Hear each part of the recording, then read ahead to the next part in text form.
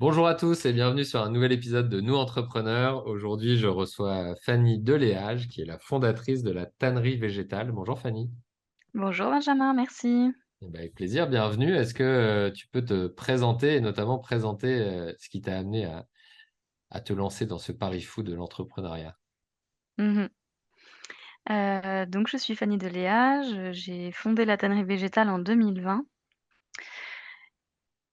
C'est à la suite d'un parcours, plus ou moins chaotique, mais en tout cas plein de sensibilité puisque, je suis ingénieure chimiste à la base. J'ai fait un doctorat dans les bioplastiques et ensuite j'ai travaillé dans l'agroalimentaire quelques petites années, en R&D. Là, je transformais des protéines, végétales pour en faire de la viande végétale, Mhm. donc de la fausse viande. Ouais. Je me suis rendu compte, lors d'une expérience, ratée que, ça pouvait ressembler à du cuir. Donc en fait, pourquoi? Je me suis demandé, parce que, le cuir, c'est aussi des protéines. Ouais. C'est le collagène de la peau, donc quand on prend une peau d'un animal, on enlève tout sauf le collagène et puis on remplit avec des tanins et plein d'autres choses. Je me suis rendu compte à ce moment-là que le cuir, bah, c'est aussi beaucoup, beaucoup de ressources utilisées, beaucoup d'eau, beaucoup de produits chimiques. Il y a 2,5 kilogrammes de produits chimiques pour faire 1 kilogramme de cuir et il y a l'empreinte carbone la plus haute du marché du textile. Donc il fallait faire quelque chose avec ça.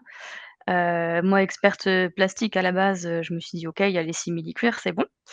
Sauf qu'en 2017, je suis devenue maman et donc je parlais de sensibilité, je suis devenue complètement parano des microplastiques, des perturbateurs endocriniens et fallait plus me parler de plastique, en fait. Ouais. Et il y a un énorme problème avec les matériaux souples qui sont les PVC ou les polyuréthanes, c'est que dans leur fabrication, souvent, il y a des produits cancérigènes et on n'a vraiment pas envie que ça se biodégrade dans la nature, mais ça finit quand même dans la nature, en général, voilà. Donc nous, on a créé la tannerie végétale pour, repenser le cycle de ces matériaux souples à partir de bioressources et ça reste, circulaire, donc biodégradable et recyclable et on a créé Fili, la première matière souple biocirculaire. Ok, donc Philly, c'est le nom du produit et la tannerie végétale, Voilà. de l'entreprise, ça marche.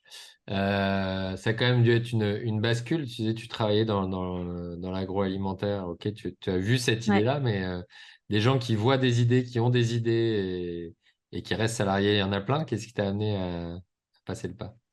Oui, bah, un burn-out en fait, disons-le comme ça. Ouais. Hem, donc je le disais en 2017, je suis devenue, maman et j'étais aussi devenue végétarienne juste l'année d'avant et en fait, bah, je retrouvais plus du tout de sens, à travailler dans un grand groupe, d'autant plus, agroalimentaire où on fait pas attention enfin à l'époque, on faisait pas trop attention à tout ce qui est impact environnemental et social. Et en fait, moi, il fallait que je m'active, il fallait que j'agisse, sinon j'allais péter un boulon. Mm. Donc j'ai vaincu mon angoisse, écologique, comme ça. J'ai créé mon entreprise, à mission, on va dire. Ouais, top. Et alors, Mais c'était pas facile, effectivement. c'est pas facile. C'est ça, on a parlé hors micro de ce beau métier. Voilà. À qui vous proposez des produits? Comment vous Ouais. fonctionnez? Quelque part, c'est qui vos clients et pourquoi ils viennent chez vous? En fait, nous, on s'est rendu compte que c'était pas juste un problème de santé publique, effectivement, que, il y avait, des gens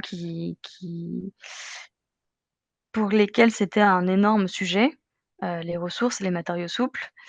On a tout de suite compris l'énorme besoin des grands du luxe à trouver des nouveaux matériaux. Comme je disais, bah, le cuir, c'est un énorme impact environnemental. Le simili-cuir, c'est pas assez noble pour eux. Et puis, ben, on connaît tous les inconvénients que ça a, du côté environnemental et en fait, bah, il y a rien d'autre. Donc c'est à eux qu'on destine, dans un premier temps, nos matériaux souples, donc Fili. Hem, Dans un premier temps, ça va être pour des petits objets. puisqu'il y a tout un processus de scale-up, nous, Mmh. qu'on doit atteindre et en fait, on sait faire des bandes de longueur infinie, mais d'une largeur limitée. OK. Donc au laboratoire, on faisait du 5 centimètres de large, maintenant on fait du 15 centimètres de large et dans 15 centimètres, bah, on peut faire rentrer, de la bijouterie, donc des bracelets de montre. Ouais. On peut faire rentrer des tout petits sacs, des lanières et cetera, mais pas, des sacs, classiques. Donc petit bracelet de montre, ouais, enfin bracelet de montre, Ouais. dans le luxe. OK. C'est ça la première cible. Très bien. Comment est-ce que tu vois la dynamique du marché? Vous créez un peu votre marché, j'imagine, même si, Mmh, ouais, il y a effectivement, on parle beaucoup de la «viande végétale» entre guillemets, de la protéine, ouais. pour, l'alimentation, moins pour le cuir. Donc vous créez un peu le marché. Comment est-ce que tu vois la dynamique, la générale sur le marché? En fait, toutes les études de marché montrent que, le consommateur veut des nouvelles choses, veut consommer plus responsable, notamment, tout ce qui est dans le beau, dans les industries du beau, donc les sacs à main, les chaussures, et tout le tralala qui est fait en cuir et en simili-cuir. Mais en fait, ils veulent d'autres choses, mais pour l'instant, on ne sait pas trop quoi, parce qu'il y a pas vraiment de solution. Donc il y a eu l'émergence de solutions alternatives que j'appelle moi pétro-végétal. Donc on vient mélanger des simili-cuirs avec, des déchets, de pommes, Ouais. de cactus, d'ananas, plein de choses comme ça. Donc ça fait un peu émerger, des consciences et des besoins et cetera. Ça voilà, ce marché il augmente, sauf qu'en fait, bah, on résout pas le problème puisque la matière elle est ni recyclable ni biodégradable à la fin. On diminue un petit peu, voire pas du tout l'empreinte carbone, enfin bref, on n'avance pas vraiment et donc le cuir le luxe, ça ils n'ont jamais trop voulu, puisque, ça rentre un peu dans le greenwashing et ça, ils peuvent pas se le Mmh. permettre.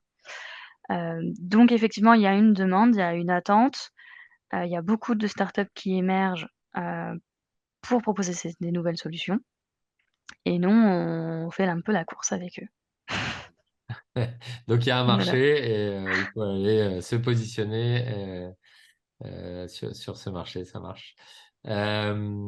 OK, c'est quoi ton ambition toi avec ton entreprise? Ou est-ce que si tu devais, définir où tu veux l'emmener? En fait, nous, on va avoir, le plus gros impact, donc de manière négative bien sûr, possible, sur, les productions d'articles à partir de cuir ou de simili-cuir. Donc ça va se passer à l'échelle mondiale. Donc on a une ambition, internationale de produire, ces matières, donc Fili, dans, plein de zones où sont fabriqués des produits à base de cuir, sauf que nous, ce sera à partir de Fili. Bah, pour commencer, on va, produire et vendre en Europe, mais à la fin, on trouvera, des Fili, hem, donc comme ils sont biosourcés, en fait, on s'adapte à la ressource locale. Donc je dis n'importe quoi, au Brésil, ce sera à partir de maïs, en Mmh. Chine, ce sera à partir de riz et cetera OK. et donc avant ça, c'est l'Europe et pour ça, il nous faut, des usines. Ouais. Donc la première usine, à l'échelle, donc industrielle avec du 150 centimètres de large, elle devrait émerger en 2027-2028. Mmh mh. Avant ça, il y aura une pré-usine, semi-industrielle qui, qui nous permettra d'engager les marchés maroquinerie et chaussures, D'accord, ouais. donc objets de moyenne taille. Ouais. OK. C'est quoi du coup, j'y connais pas grand-chose, mais du coup la taille au-dessus, c'est quoi? C'est pour les sacs, c'est Ouais, c'est ouais. ça. OK. Donc on va faire du 60 centimètres de large environ, ce qui Ouais. permet de rentrer des patrons de sacs, de chaussures, d'objets de design, des petits objets de décoration, Ouais. plein de choses, ouais. OK, génial. Toi, si on revient un petit peu sur, toi en tant qu'entrepreneur, quel est ton plus grand apprentissage pour l'instant, si tu devais en isoler un, C'est là que je me dis que j'aurais dû préparer les questions. Mon plus grand apprentissage, Il est dans les relations humaines, en fait, mais ça, je pense que c'est pour tous les jobs pareil. C'est la vie qui nous apprend, c'est, les relations humaines, qui sont à chaque fois tellement différentes entre elles. C'est juste que là, comme on est chef d'entreprise, ben, on a la responsabilité de faire que ces relations se passent bien. Donc c'est un peu plus de pression, mais et un peu plus de conséquences quand ça se passe mal. Donc ouais, je pense que ça, c'est une des meilleures leçons, si c'est une leçon à prendre. OK. C'est ce à quoi tu t'attendais, avant d'entreprendre? Ça a été une surprise? Quelle est la différence entre ce à quoi tu t'attendais ou la plus grosse surprise entre ce à quoi tu t'attendais et la réalité de ton quotidien? En fait, ce qui est, le plus surprenant, c'est, enfin, il faut vraiment être à l'écoute des raisons pour lesquelles les gens travaillent, pour la tannerie végétale, avec la tannerie végétale et cetera. Donc oui, il faut apprendre à écouter ça, à se dire qu'on travaille pas tous pour la même raison, que moi j'ai mes raisons, j'ai mes valeurs, j'ai mon ambition. Hem, on peut partager, avec des collaborateurs, 80-90 de cette ambition, mais en fait, il y a beaucoup d'autres choses pour lesquelles ils peuvent être motivés, incentivés et ça, il faut être vachement à l'écoute donc ouais, c'est ce qui était plus surprenant, je pense. Enfin, ça paraît évident, mais voilà, OK. ce que j'ai découvert en tant que jeune entrepreneur. Ouais, intéressant. Je reviens sur, pardon, sur ton entreprise, puisque je t'ai fait préparer une question en plus. C'est quel est le,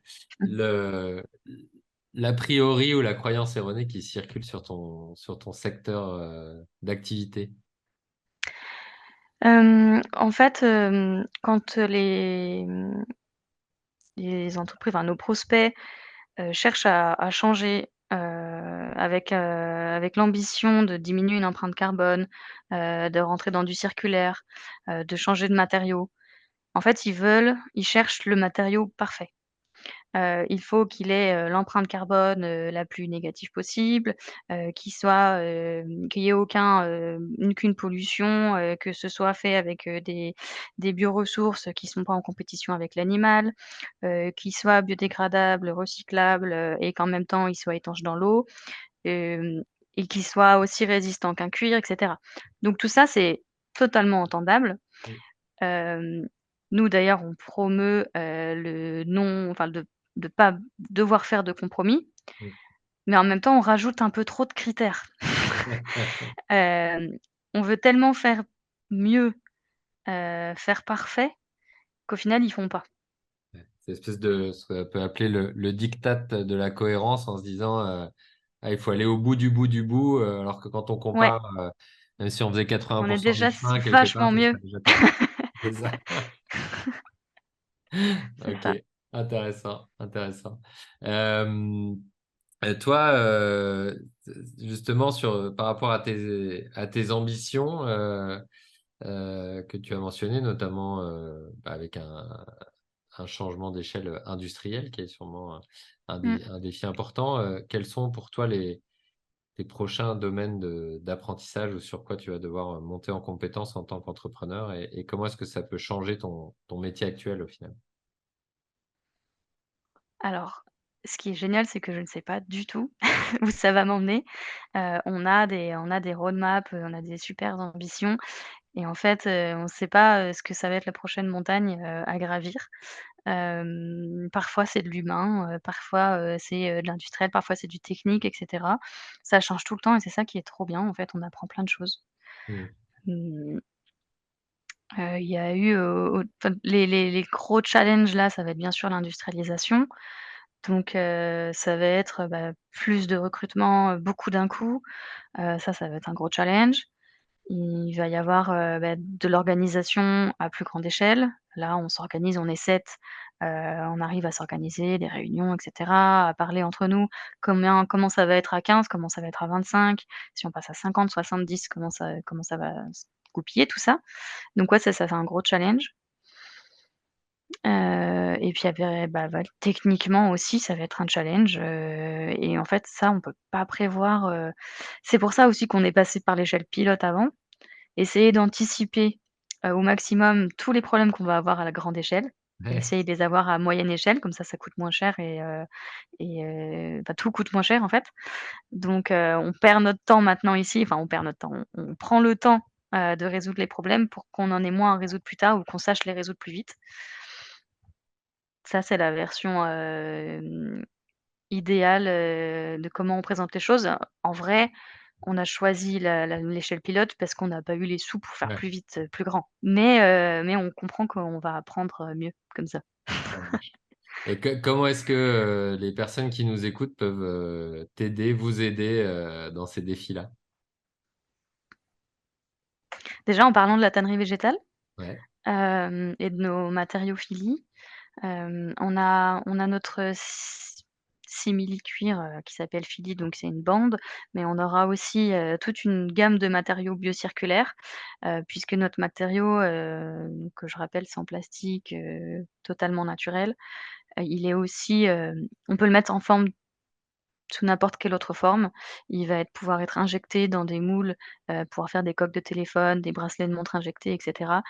Donc il y a plein d'ambitions technologiques. Enfin là, on est sur du deep tech, donc ça peut aller dans plein de technologies, plein d'applications très variées et ouais, donc on va avoir besoin de plein de partenaires dans plein d'applications pour aller, développer notre matière sur des applications variées, prendre le temps, d'aller voir comment on fait bah, justement une coque de téléphone, comment on va faire un bracelet de montre, comment on va faire un surmoulage de bouchons pour le packaging, en cosmétique, pour remplacer le plastique, des choses comme ça. Donc on va avoir besoin de beaucoup de partenaires différents et pour ça, il faut qu'ils viennent vers nous, avec leurs besoins, en fait. On ok. peut pas, il y a trop de choses pour qu'on aille Plein de domaines chercher, partout. d'application, on va Ouais, retrouver du plastique, du cuir ou autre, et qui pourrait être ouais, remplacé éventuellement par, c'est ça. substitué Tout en par étant un un autre peu souple, produit. vers un aspect, pas très, entre le cuir et le caoutchouc. On est un Ouais, peu sur ok. du souple comme ça, malléable, très Top. agréable au toucher. Très bien. Top. Est-ce qu'il y a une question que je ne t'aurais pas posée, un sujet que tu voulais aborder?